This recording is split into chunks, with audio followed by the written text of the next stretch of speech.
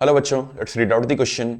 2.9 gram of gas at 95 degrees Celsius occupied the same volume as 0.184 gram of dihydrogen at 17 degrees Celsius at the same pressure. What is the molar mass of the gas? Okay, तो चलिए सबसे पहले देखते हैं कि हमें क्या क्या चीजें गिवन है. So we have given here 2.9 gram of a gas at 95 degree Celsius. हमें एक अननोन गैस गिवन है जिसका मास हमें गिवन है 2.9 ग्राम. तो मैं इसे W1 लिख लेता हूं. और यहां पर टेम्परेचर ऑफ दैट गैस हमें गिवन है 95 डिग्री सेल्सियस. तो अगर हम इसे केल्विन में कन्वर्ट करें तो ये आ जाएगा 95 plus 273 and now this will be equals to 368 kelvin, right? And it occupied the same volume as 0.184 gram of dihydrogen. Okay. दूसरी तरफ हमें डाइहाइड्रोजन गिवन है. डाइहाइड्रोजन मतलब क्या? H2, जिसके मास को मैं W2 लिख रहा हूं यहां पर. ये कितना हो जाएगा हमारा? 0.184 ग्राम हो जाएगा. और उसका टेम्परेचर हमें गिवन है यहां पर 17 degree Celsius. That will be equals to 290 kelvin at the same pressure. At the same pressure मतलब यहां पर दो चीजें और गिवन है. इसके अलावा हमें जरा ध्यान से देखना. हमें पहली चीज गिवन है ऑक्यूपाइड द सेम वॉल्यूम, मतलब V1 equals to V2 given है. और दूसरा एट द सेम प्रेशर मतलब P1 is equals to P2. ये वाली चीज जो है हमें गिवन है.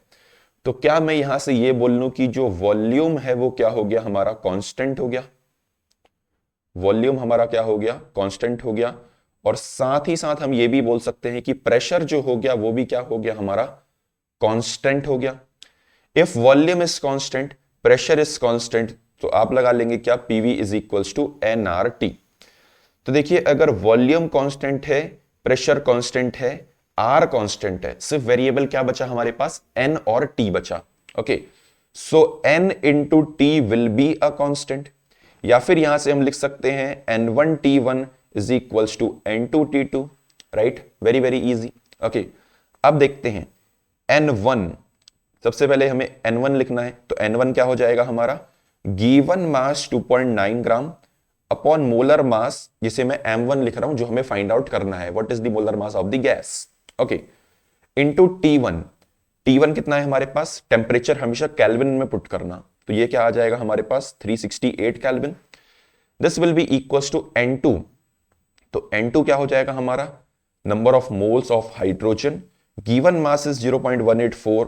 Molar mass of dihydrogen will be 2, multiplying it by the temperature.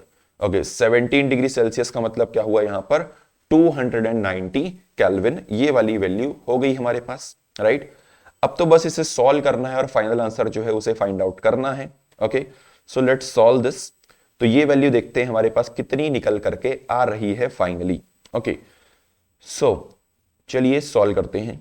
This will B 2.9, this will B 290. अगर मैं इसे कट करता हूं सो ये 100 टाइम्स कट हो जाएगा. ओके, इससे मल्टीप्लाई करेंगे तो ये 18.4 आएगा. और ये 18.4 368 को क्या करेगा? आराम से कट करेगा 20 times. So finally molar mass अगर हम यहां से निकालें सो ये वैल्यू निकल करके आएगी हमारे पास कुछ 40 इन टर्म्स ऑफ ग्राम्स. क्यों ग्राम्स के टर्म्स में? क्यों?